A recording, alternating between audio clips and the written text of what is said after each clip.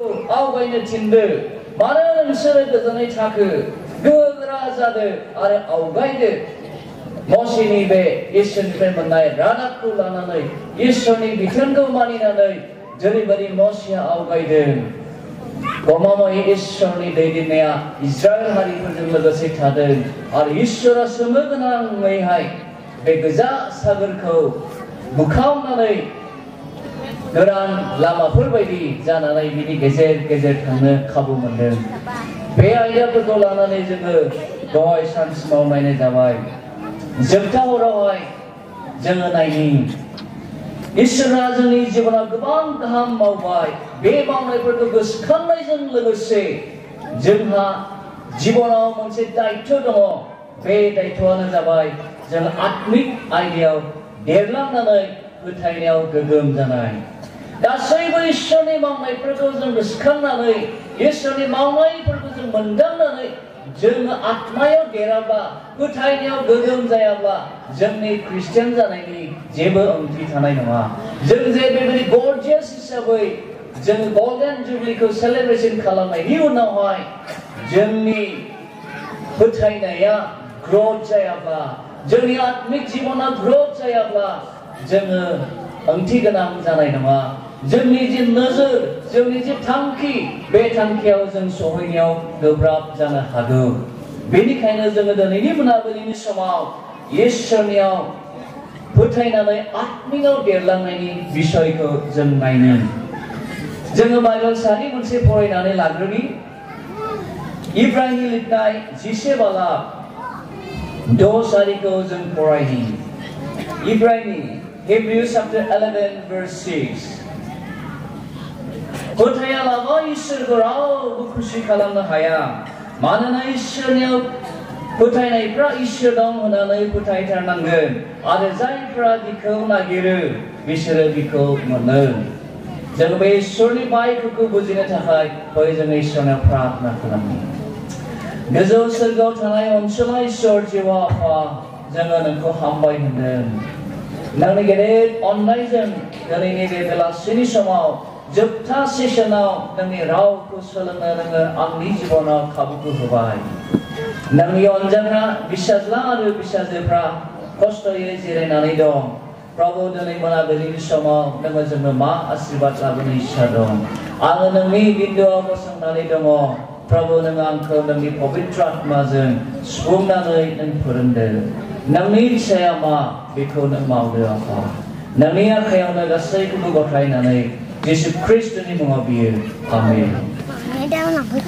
आथिखालनि थासारिखौ जेब्ला जोङो नायो जोङो नुनो मोनो गोबां गुबुन गुबुन बिथिङाव जौगानायखौ जों नुनो मोनो। सोलोंथायाव उन्नति जानायखौ टेक्न'लजियाव उन्नति जानायखौ गुबुन गुबुन बिथिङावहाय जोंनि रोंनायफ्रा जोंनि ग्रथआ जोबोद गोख्रै जागासिनो दङ। आथिखालनि मुगानि ग्रथखौ जेब्ला जों नायो जोङो हमस्लाबनो हाया बेसेबां गोख्रै जोंनि मुलुगनि मानसिफ्रा दिनै जौगानो हमदों। बेसेबांनाखि बे मुलुगनि मानसिफ्रा दिनै उन्नति जानो हमदों। जोंनि बे मुलुगनि मानसिफोरनि थासारिखौ जेब्ला जों नायो जोङो गोख्रैनो खारलाय एबा गोख्रैनो डेभेलप जालांनायखौ जों नुनो मोनदों। नाथाय दुखुनि बाथ्रा बिसोर जोंनि ख्रिस्टियान जिबनाव जोंनि फोथायनाय आरो आत्मिक जिबना देरनो रोङै बायदि जानानै थानायखौ जों नुदों। गुबुन गुबुन बिथिङाव हलिस्टिक वे जों ग्रथ जानायखौ जों नुदों। शिक्षायाव ग्रथ जादों। गुबुन गुबुन बिथिङाव ग्रथ जादों। आर्थिक अबस्थायाव जों ग्रथ जादों। किन्तु आं सानदों आरो जोंनि बाइबेला जोंनो खिन्थादों जे जों ख्रिस्टियानफोरनि जोंनि फोथायनाय जिबन आरो आत्मिक जिबना गोख्रै देरनांगौनि जायगायाव आं सानदों बबेबा खनायाव जेंसि जेंला होसिनानै बेन्दों बेनला होसिनानै नारसेम जानानै थानायफोरबायदि जानो हागौ जोंनि आत्मिक जिबना ग्रथ जायाखै जानो हागौ। जानो हागौ नोंथाङा आरो आं जोङो जन्मनिफ्रायनो ख्रिस्टियान जानो हागौ। गोरलैनिफ्राय जोङो ख्रिस्टियान न'खराव देरदों जानो हागौ। अब्लाबो जोंनि फोथायनाय जिबना जोंनि आत्मिक जिबना ग्रथ जायाखैबो जानो हागौ। जाहोनाव जोङो गले गले इसोरखौ दुखु होदों जानो हागौ। जाहोनाव जों गले गले इसोरनिफ्राय गोजानाव थांदों जानो हागौ। जोङो बेनि थाखायनो बाइबेला जोंनो फोरोंदों जे जों इसोरखौ खुसि खालामनो थाखाय जों आत्मिकआव आरो फोथायनायाव देरनो नांगोन। दिनै नोंथां आरो आं जोंनि आत्मिक जिबना आरो फोथायनाया माबायदि? सानसेखालि मोनसे जायगायाव बेबायदि घटना जादोंमोन। बे घटनाया आं गोरलै समावनो बेखौ खोनानाय जादों। बेयो बेसेबां रियेल घटना आं बेखौ नोंथांमोना 100% बुंनो हानाय नङा। खिन्थु आं बे घटनाखौ खोनानानै जिबनाव मोनसे लेसन सोलोंदों। आं बे जाथायखौ नोंथांमोनो खोन्थानानै आंनि मेसेजाव आवगायलांनो सानदों। सानसेखालि गोबाव बोसोरनि सिगां जेराव जोंनि बे जायगाफ्राव लामाया बेबायदि मोजां नङामोन, दिनैनि बायदि मोब्लिब गैयामोन, खोमसि दरसि दरलाबमोन, जायगाया बेबायदि फाक्का लामा नङामोन।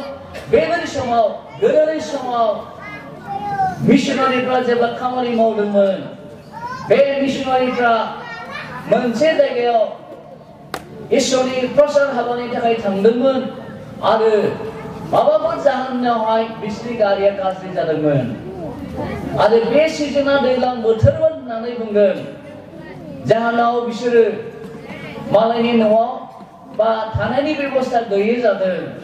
दा बिसोरनि मोनसेल' अपसना बेनोमोन, बे जायगानिफ्राय गावसोरनि थानाय जायगायाव थाबायलांनाय।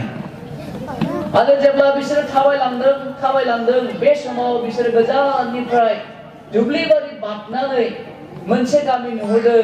बे गामियाव जोंनाय बाथि नुहुरदों, मानसिफोरनि मेथाइ खननायखौ खोनादों। बेखौ नुनायखाय बे मिशनारिफ्रा बे जायगाखौ मोननो थाखाय दुब्लिबारि गेजेर गेजेर बिसोरो बारस'लांदों।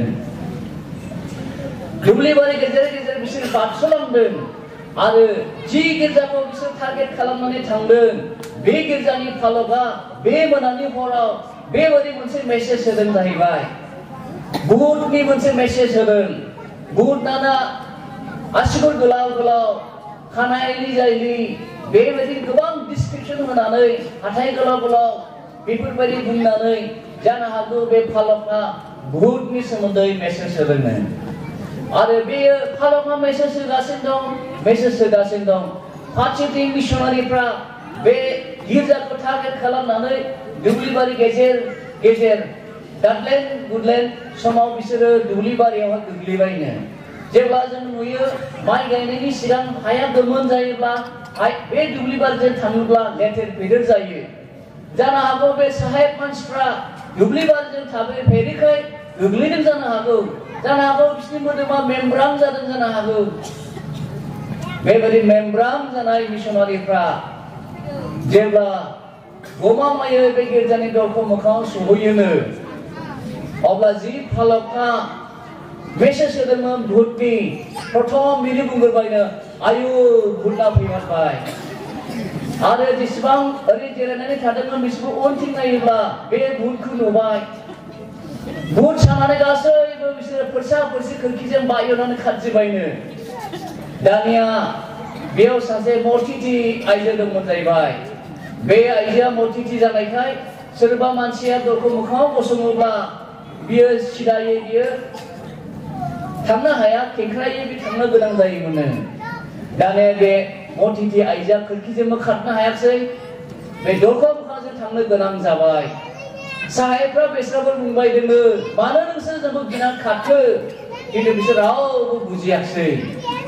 आरो बे आइजोआ थांनानै मा बुंखोनो, आइफोर आफाफोर, आंबो गिर्जायाव फैयोब्लाबो आंबो नामधारिल'खा, नोंसोर बायदिसोखा आंबो जिसुखौ फोथायखाया, आं गिर्जायाव थांनांगौखायसो थाङो।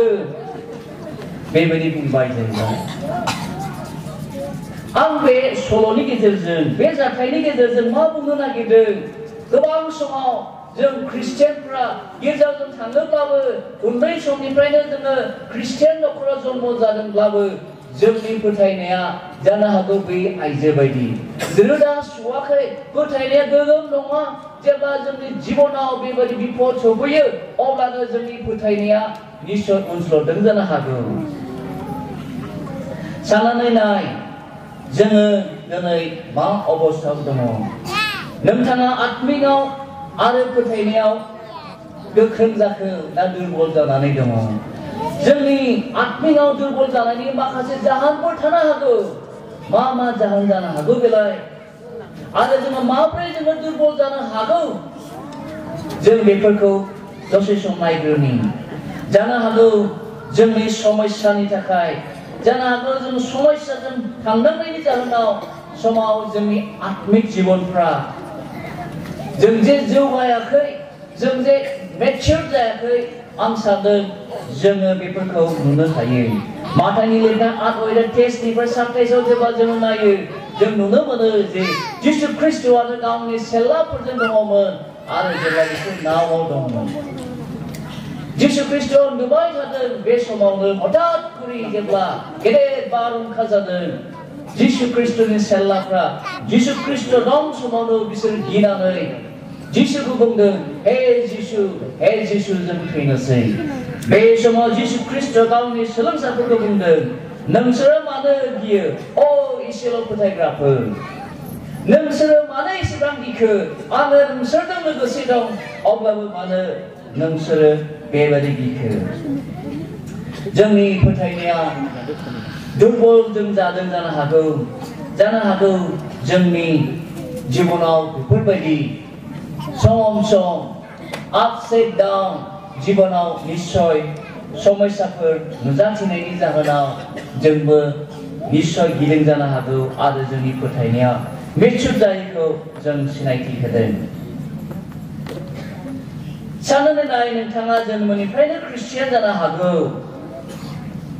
आरो ख्रिस्टियान नखराव देरदों जानो हागौ अब्लाबो नोंथाङा आत्मियाव आरो फोथायनायाव दुर्बल जानो हागौ माबोरै जोङो दुर्बल जानो हागौ नैथि जाहोना जाबाय जानो हागौ रांखावरिनि बिसयाव जोङो गोबां समाव जोङो इसोरनिफ्राय मोननाय बोरखौ जोङो रियलाइज खालामनो हाया जोङो गोबां समाव जोङो नैबे बिसयाव जोङो इसोरनिफ्राय गोबां मानसिफोर दोरदो The love of money is the root of all evil.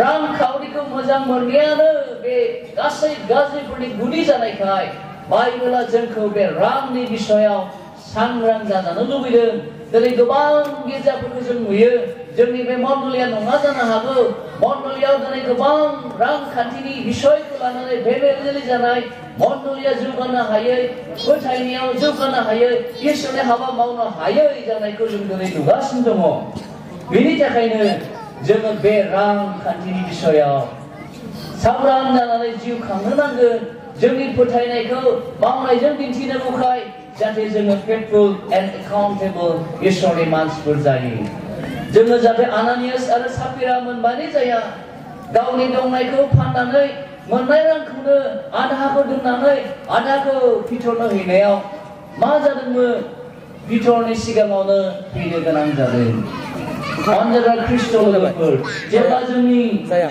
फोथायनाया बेबायदि जायोबा जोंबो आदासरा जोंनि जिबना जानोबो हागौ आरो जों जे फोथायनायाव मेच्योर जायाखै जोंनि बे मावनायजों जों दिन्थिगोन जानो हागौ जोंनि मोदोमनि हाबिलास the lust of the flesh जोंनि मोदोमनि हाबिलासा जोंखौ सदबनानै दोननायाव समाव जोङो जोंनि आत्मिक जिबना ग्रथ जायाखै जानो हागौ जोङो दुर्बल जादों जानो हागौ मानोना पलआ बे बिसयखौ बुंबाय थायो हाय आङो जेखौ मावनो गोसो जाया आं बेखौसो मावबाय थायो आङो जेखौ मावनो सानो आं बेखौ मावा मानो आं बेबायदि जाखो आंनियाव थानाय पापनि स्वभाबा आंखौ बेबायदि खालामनो होबाय बेखायनो जों साबधान जानो नांगौ जाहाथे जोंनि जिबनाव थानाय पापनि स्वभाबा जोंखौ गोरोन्थि मावनानै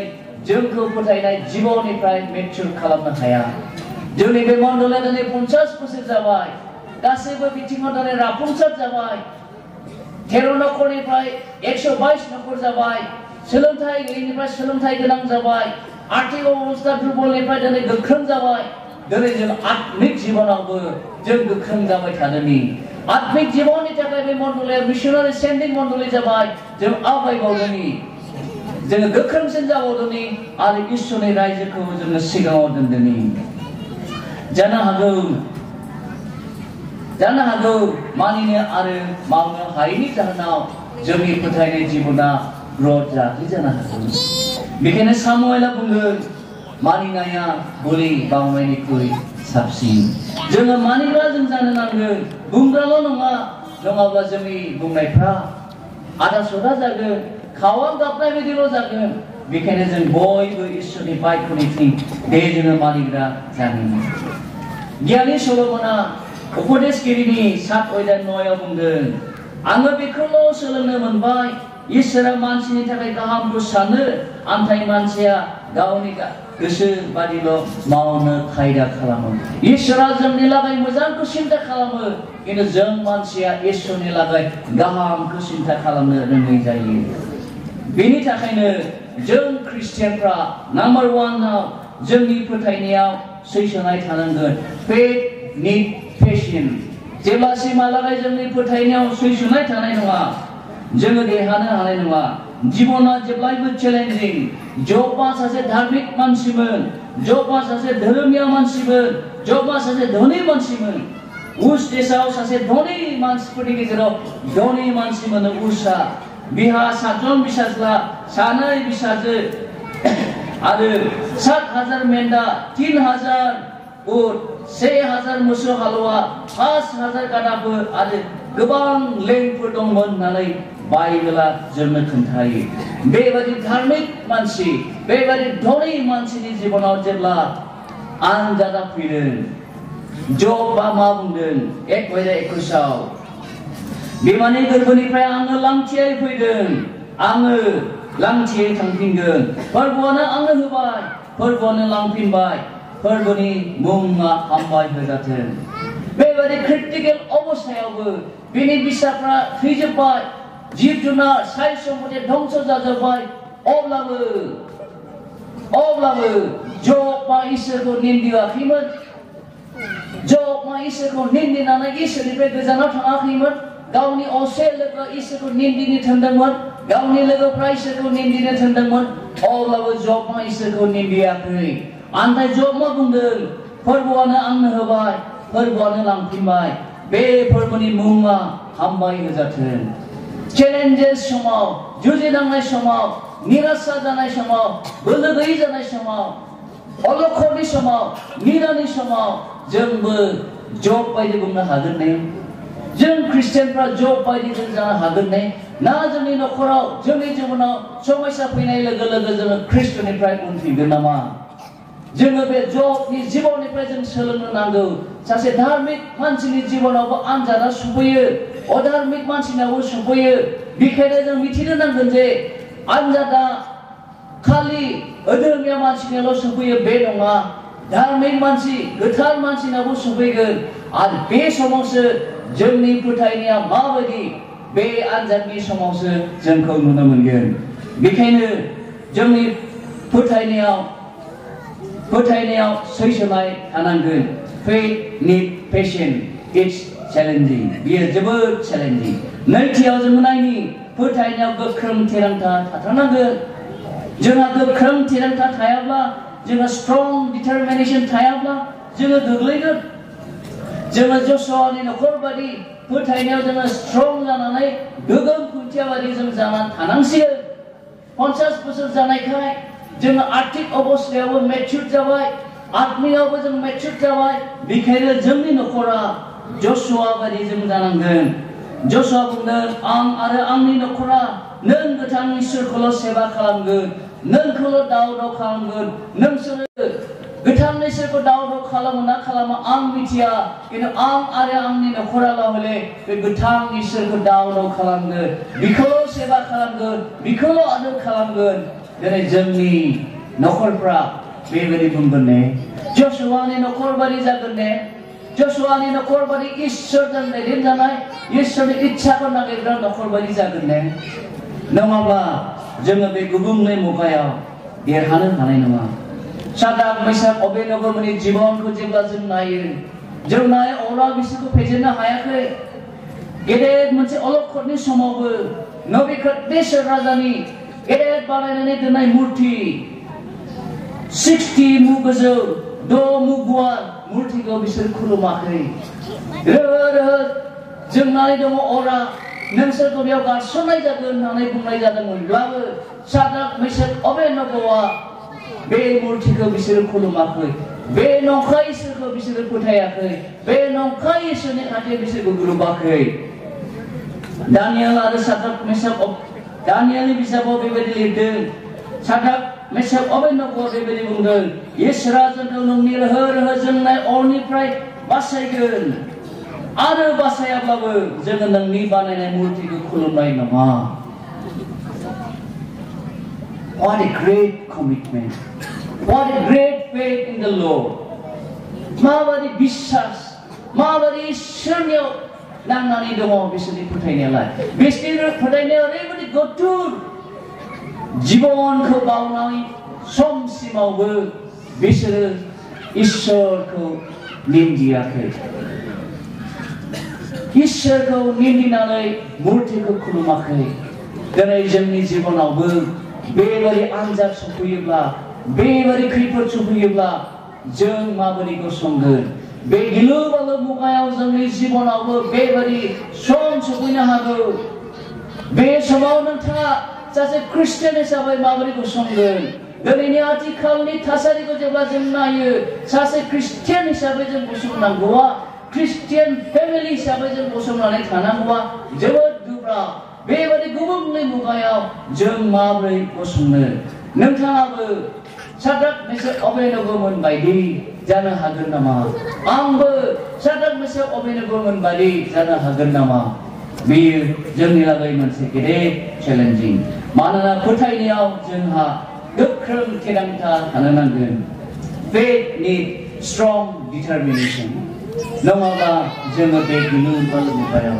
जोङो देरहानो हानाय नङा थामथियाव फोथायनायाव देरलांनो आरो रोदा सुनो जों नांगोन फोथायनायाव देरलांनो आरो रोदा सुनो नांगोन जोङो इसोरनि अननायखौ मोननाय मानसिफोर जानायखाय परित्राणखौ मोननाय मानसिफोर जानायखाय जोङो फोथायनायाव देरनानै रोदा सुनो नांगोन कलसियानि 2:6 आरो 7 बेबायदि लिरनाय दङ जों फरायनो कलसियानि 2:6 आरो 7 नोंसोर ख्रिस्ट जिसुखौ फोरबो होनानै नाजावनायखाय बिनियाव खौसेयाव थादो किं जेम्सआ बुंदों walk in him आरो NIV बुंदों live in him नोंसोरो बिनियाव रोदा सु आरो जेरै फोरोंजाबाय बेबायदिनो बिनियाव गाव गावखौ लुखां आरो फोरोंजाखानाय बायदि फोथायनायाव बोलोगोरा जा आरो बिखौ लागाबो बाख्नाय बे जाबाय इसोरनि जों मानसिफोरनि लागै मोनसे हास्थायनाय मानो पौला बे बिसयखौ कलसियाव थानाय मानसिफोरनो फोथायारिफोरनो बुंदों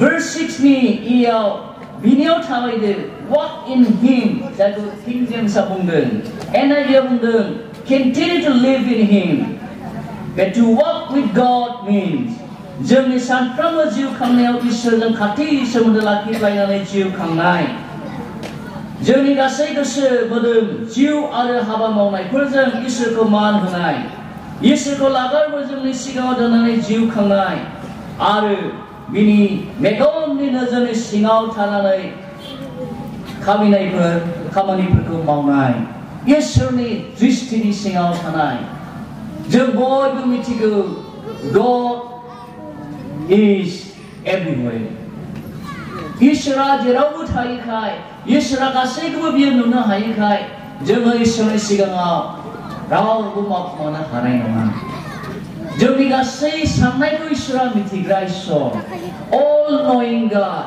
बे इसोरा जोंखौ लुबैदों जे to walk in him फोरबोनियाव थानानै थाबायनो थाखाय बिनि मेगननि दृष्टिनि सिङाव थानानै थाबायनो थाखाय बे थाबायनाया one time action नङा जिसु ख्रिस्टखौ फोथायनानै आजावनाय व्यक्तिफोरनि लागै बेयो one time action नङा नाथाय जीवन जोबजासे इसोरनि दृष्टिनि सिङाव इसोरनि नोजोरनि सिङाव इसोरनि हास्थायनाय बायदि जोङो जीवन जोबजासिम जों आवगायनो नांगोन इन'कआ इसोरखौ फोथायनानै बियो faithfully थाबायदोंमोन इसोरा एन'खौ सोरगोआव लांखादों एन'कना थैनायखौ नुनो मोनाखै इसोरा जोंनि जिबनावबो बेबायदि मावनो हागौ जोङो जेब्ला फोथायगोन आरो जोंनि आत्मिक बिसयखौ जोङो जेब्ला ग्रथ खालामगोन निश्चय इसोरा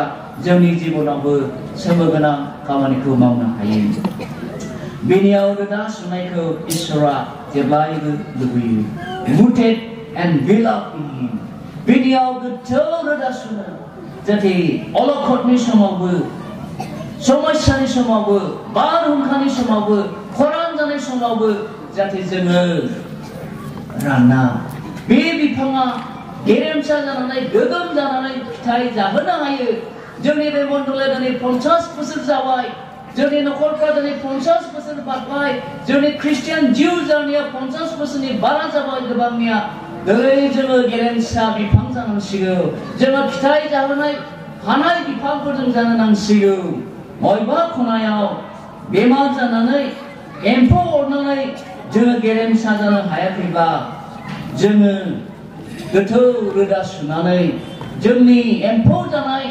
बिफांखौ जोङो फोसाबनानै फिथाइ थायहोनाय बिफांफोरजों खालामनो नांसिगौ बेनि थाखायसो इसोरा जोंखौ गावनियाव लाबोदों इसोरनि जोंखौ गावनि खालामनायनि थांखिया जोंनि गेजेरजों गावनि इच्छाखौ मावफुंनाय इसोरनि जोंखौ गावनि खालामनाया इसोरा जोंनि गेजेरजों गावनि मिशन खामानिखौ एकमप्लिश खालामनो दहाय जेब्ला लाइमोनफ्रा मेथाइ खनदों आं जोबोद मोजां मोनदों जों बड'लेण्डनि जों इसोरनि रायजोनि थाखाय मावगोन साबसे जों लाइमोनफ्रा दिनै गमामायै मेथाइ खननायजों लोगोसे प्रेक्टिकेलि जोंनि जिबनाव इमप्लाय खालामदों जोङो खुगाजों मेथाइ खननानै प्रेक्टिकेलि जों मावाब्ला जानाय नङा लाइमोनफोर जोंखौ इसोरनो नांगौ लाइमोनफोर जों इसोरनि बिसाफोर जानायखाय इसोरा जोंखौ बाहायनो गोसो जों जिखि अबस्थायाव थाया मानो जों बयबो इसोरनि नोजोराव स्पेसियेल जों बयबो इसोरनि नोजोराव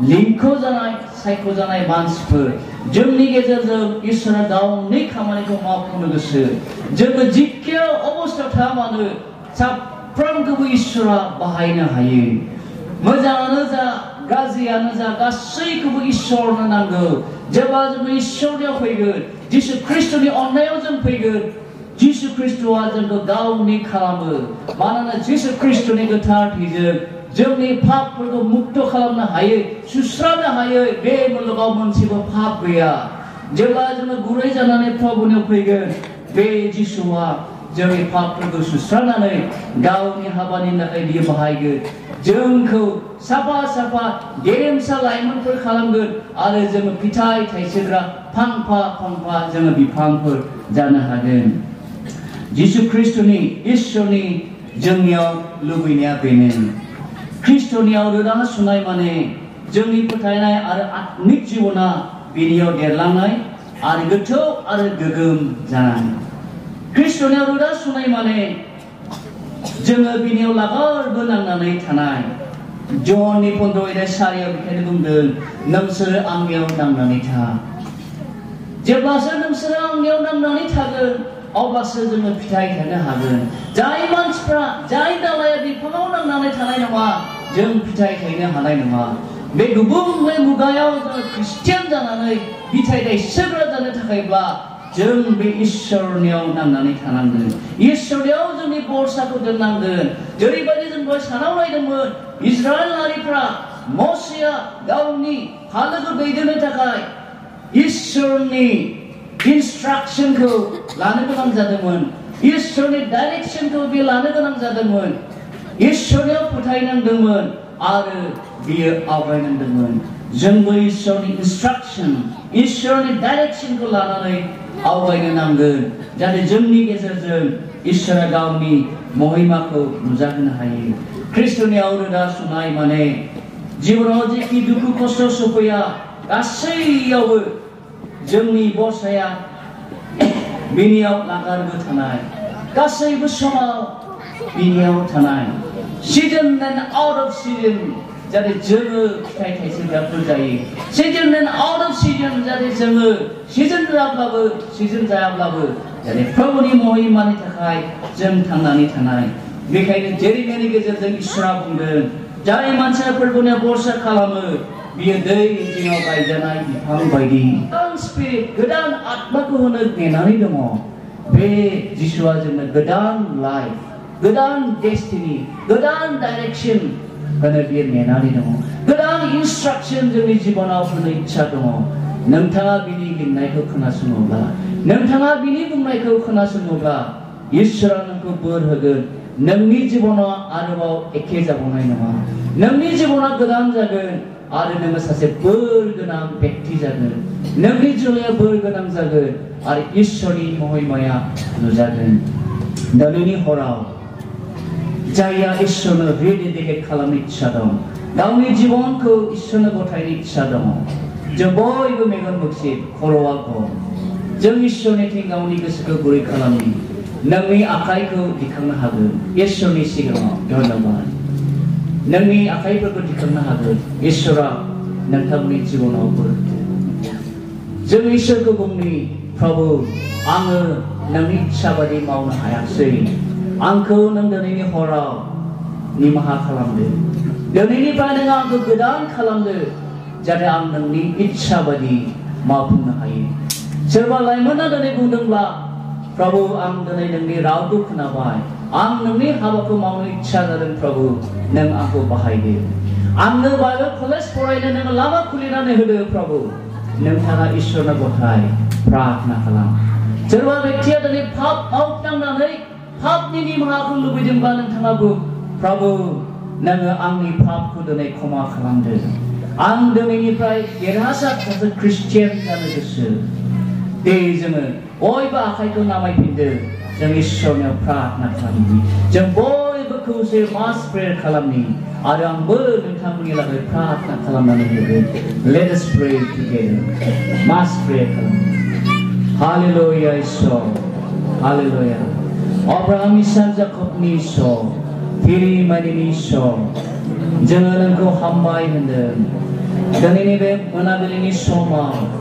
जोंनो बे मोजां खाबुखौ नों होनायनि थाखाय जायहा जेरैबायदि गावनि जिबनखौ दिनै रिडेडिकेट खालामनो गथायबाय नोंनि सिगाङाव गावनि आखाइखौ दिखांनानै साखि होबाय प्रभु इसोर बिसोरनि गोसोआव फैदो बिसोरनि गोसोखौ नों सोलायदो बिसोरनि पाप मानिखौ प्रभु नों क्षमा खालामनानै गोथौ हाखर गारहरदो आफा जाहाथे बिथाङा दिनैनिफ्राय आरोबाव बेबायदि जायालासिनो गोदान व्यक्ति जानानै जिउ खांथोंसै आफा नोंनि पबित्र आत्मानि देरहानायनि बोलोखौ नों होदो आफा देरहासार ख्रिस्टियान जानो थाखाय पापखौ गिनो पापखौ मुगैनो आफा नों फोरोंदो आफा इसोर आफा जाहाथे जोङो बे एखे पापखौ गले गले मावनानै जोङो नोंखौ दुखु होआ दिनै हरनि समाव जायहा गावनि जिबनखौ नोंनि हाबानि थाखाय गथायबाय बिथांखौ नों बोर हो आफा नों बाहाय आफा नोंनि हाबानि थाखाय फरायनो नों लामाफोरखौ खुलिनानै हो दिनैनि हराव सोरबाया सोरनिबा दाय मावनायखौ निमाहा होदोंब्ला आफा नोङो बिसोरनो गोथार गोसोखौ होदो रिपेन्टेड गोसोखौ होदो जाहाथे गोदान गोसो रिनिउ स्पिरिट लानानै आफा जिउ खांनो हाथोंसै जेसेबांनाखि बे हरनि समाव नोंनि खाथियाव फैदों आफा गाव गावनि गिलिर बिबानखौ होबाय साफ्रोमनिबो बिनायखौ नों खोनासंनायनि थाखाय जों नोंखौ हामबाय होनो जेसेबां मानसिफ्रा दिनै गाव गावनि जिबनखौ रिडेडिकेट खालामबाय प्रभु नों बयनिबो जिबनखौ लादो बे जुबिली फालिनायनि गेजेरजों जाहाथे जोङो नोंनि बोलोखौ लानानै गोदान मिजिं गोदान स्ट्रेंथखौ लानानै फैगौ डायमन्ड जुबिलीखौ नोजोर दोननानै नोंनि फैनायखौ नोजोर दोननानै आफा फोथायनायाव आरो आत्मिक जिबनाव देरलांनो हाथोंसै नोंनि आखायावनो जों साफ्रोमनिबो जिबनखौ गथायनानै हामबाय होनायजों जिसु ख्रिस्टनि मुङाव बियो आमेन आमेन हामबायसै